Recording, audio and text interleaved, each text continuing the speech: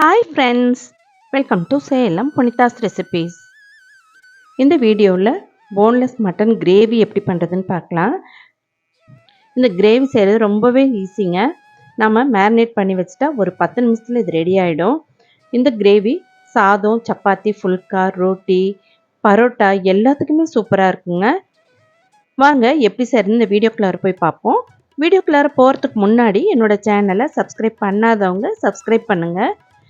தயவுசெய்து பெல் ஐக்கானை டச் பண்ண மறக்காதீங்க. அப்போ தான் என்னோடய வீடியோஸ் எல்லாமே உங்களை ரீச் ஆகும். அதே போல் வீடியோவை ஸ்கிப் பண்ணாமல் பாருங்கள். நிறைய நடுவில் டிப்ஸ்லாம் இருக்கும், அதெல்லாம் யூஸ் பண்ணிக்கோங்க. வாங்க வீடியோக்குள்ளார போகலாம். நான் இந்த கிரேவி செய்கிறதுக்காக 1/2 கிலோ போன்லெஸ் மட்டன் வாங்கியிருக்கேன். இது நல்லா இளம் ஆட்டுக்கறி, நல்லா சாஃப்டாக இருக்கும், சீக்கிரத்துலேயே வெந்துருங்க.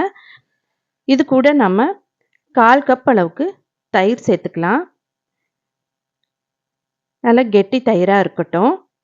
இது கூட தேவையான அளவுக்கு உப்பு நான் 1 டீஸ்பூன் போட்டுட்ருக்கேன்.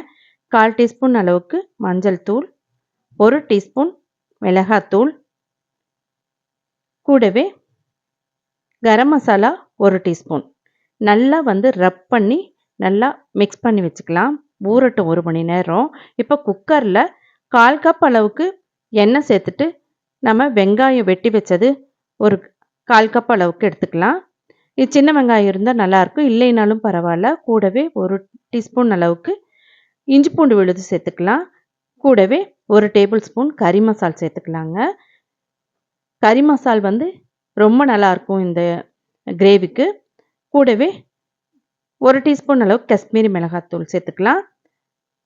வெட்டி வச்ச தக்காளி நல்லா பழுத்ததாக இருந்தால் பரவாயில்ல, அது ஒரு பெரிய தக்காளியாக சேர்த்துக்கலாம்.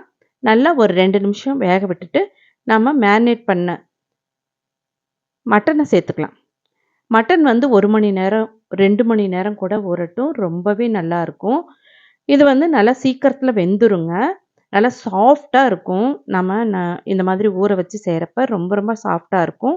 டேஸ்ட்டும் நல்லா மசாலாலாம் பிடிச்சி ரொம்ப நல்லாயிருக்கும். இப்போ இது கூட கொஞ்சம் தண்ணி சேர்த்து வேக வச்சுக்கலாங்க. நம்ம ஒரு கடாயில் 1 டீஸ்பூன் நெய் சேர்த்துக்கலாம். சேர்த்துட்டு இது கூடவே ஒரு 10-12 முந்திரி, 1/4 கப் அளவுக்கு தேங்காய் இதை சேர்த்துட்டு நல்லா வறுத்துக்கலாங்க. வாசனை வர வரைக்கும் நம்ம நல்லா வறுத்துக்கலாம். வறுத்துட்டு நல்லா ஆற வச்சுட்டு நைஸாக அரைச்சி வச்சுக்கலாங்க.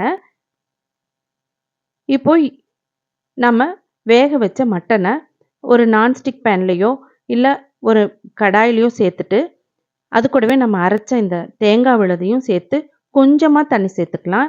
இந்த கிரேவி கெட்டியாக இருந்தால் ரொம்பவே சூப்பராக இருக்கும். இப்போது நல்லா கலந்து விட்டுக்கலாம். கலந்து விட்டுட்டு கொஞ்சம் நேரம் வேகட்டும். நல்லா மசாலாலாம் கலந்து வேகிற மாதிரி வேகட்டும். 10 நிமிஷம் வெந்தாவே இது நல்லா இந்த மாதிரி கெட்டியாயிடும்.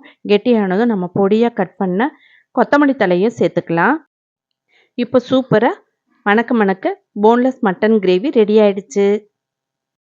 இந்த கிரேவி ரொம்ப ரொம்ப டேஸ்ட்டாக இருந்தது. நீங்களும் வீட்டில் இதே மாதிரி செஞ்சு பாருங்கள், உங்களுக்கும் ரொம்ப பிடிக்கும்.